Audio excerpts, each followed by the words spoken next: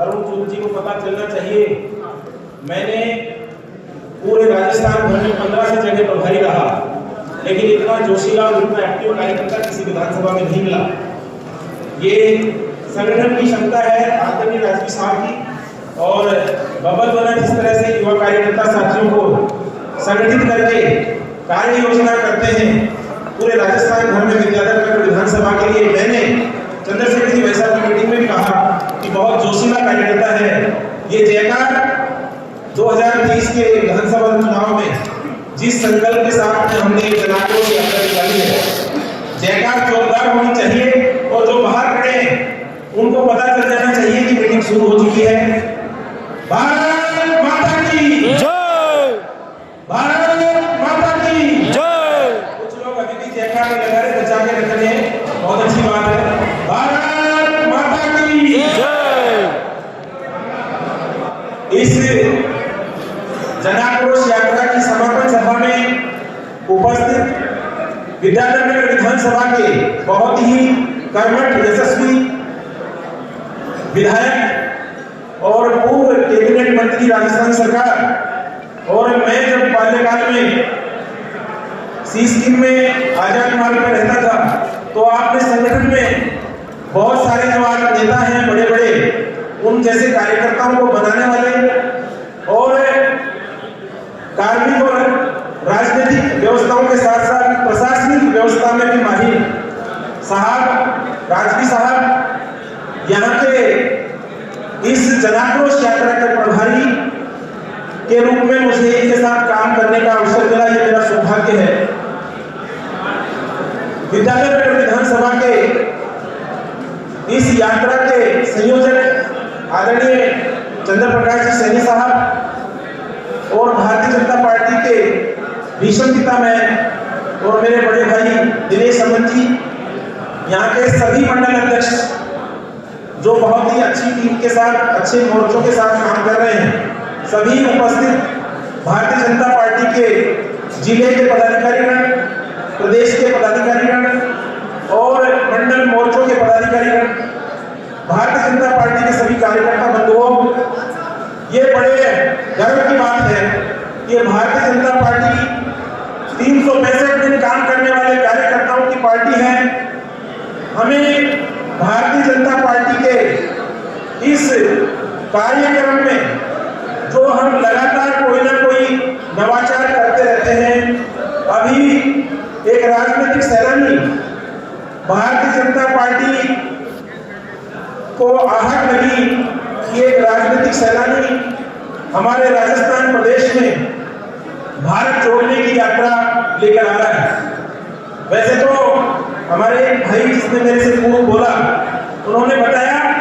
कि जिस तरह से इनके दादा ने नाना ने भारत को जोड़ा है, ये भी अगर सत्ता में आया तो ये चीन के हाथों भारत को बेच देगा। इसलिए भारत जोड़ने की यात्रा का ये ढोंग कर रहा है और ये ढोंग में एक्सपर्ट हैं। इन्होंने 40 साल में 50 साल तक जिस कांग्रेस ने भारत की आजादी में अपना अभिन्न योगदान दिया था, उस कांग्रेस की छवि का उपयोग करके इन्होंने कई सालों तक भारत में राज किया। और ये राज इसलिए कर पाए कि इन्होंने गरीब को और गरीब रखने की योजनाएं लेकर आए। अनपढ़, अशिक्षा, बेरोजगारी और भ्रष्टाचार के जननी है कांग्रेस, और कांग्रेस को जिस तरह का नेतृत्व मिला, इन्होंने योजना के तहत भारत को गरीब, कमजोर और अविकसित राष्ट्र रखने का काम किया। जैसे जैसे भारतीय जनता पार्टी और विचार परिवार के कार्यकर्ताओं के अंदर ये पहले दिन से ही भारत आजाद हुआ, हमारे भारतीय जनता पार्टी के संस्थापक श्यामा प्रसाद मुखर्जी, जो इनकी सरकार में मनोनीत उद्योग मंत्री थे, उन्होंने इनका पहले ही दिन से एक देश दो निशान दो संविधान की योजना पर बहुत सारे ऐसे राष्ट्रहित के मुद्दे थे जिन पे कांग्रेस के खिलाफ हमारे श्यामा प्रसाद जी मुखर्जी ने कश्मीर में इसी विरोध के फलस्वरूप अपनी जान दे दी थी, शहीद हो गए। इसी कड़ी में हमारे बहुत सारे विचार परिवार के कार्यकर्ताओं ने राष्ट्रहित के चाहे गोरक्षा का विषय हो, चाहे राष्ट्र के बहुत सारे समसामयिक सामरिक विषय हो, जिन पर हमारे विचार परिवार में और भारतीय जनता पार्टी का जब गठन हुआ 1980 उसके बाद भी और आज तक भी केरल जैसे प्रदेशों में जहां पे हमारे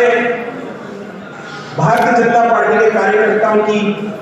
विद्यार्थी परिषद के कार्यकर्ताओं की, विचार परिवार के कार्यकर्ताओं की हत्याएं होती हैं। ये इस सब का जनक ये सेकुलरिज्म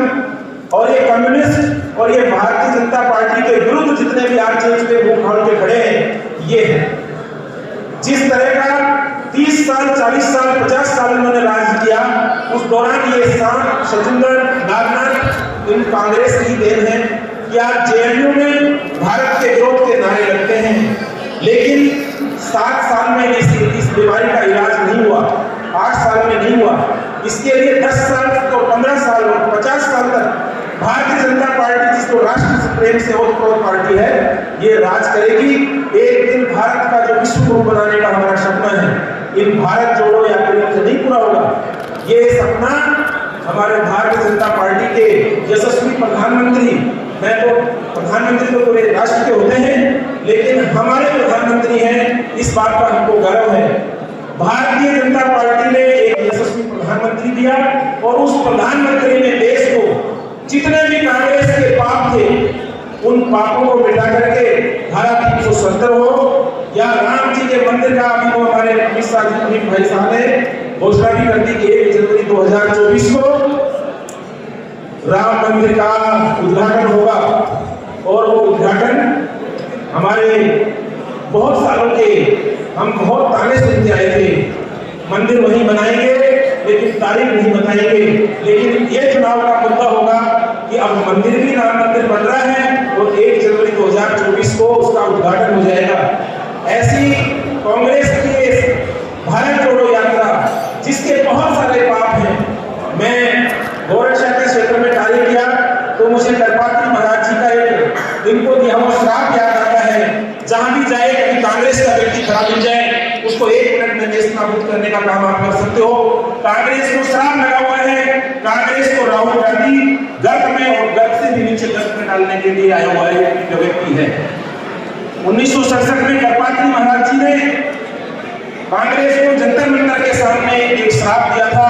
कि तुम्हारा नाम लेवा भी इस देश के अंदर नहीं बचेगा। और ये देख सकते हो, गुजरात के चुनाव में देश का बड़ा नेता एक बार जाके आया, एक बार, और अगर 2-4 बार चला जाता तो जो 2-3, 4, 5, 10 सीट आई है वो भी नहीं आई। ये कांग्रेस पार्टी ने जिस तरह से देश को चारों तरफ से लूटा, चारों तरफ से नोचा, चारों तरफ से देश को आबाद होने से रोका, और ये जो कांग्रेस सरकार की नीतियां थी,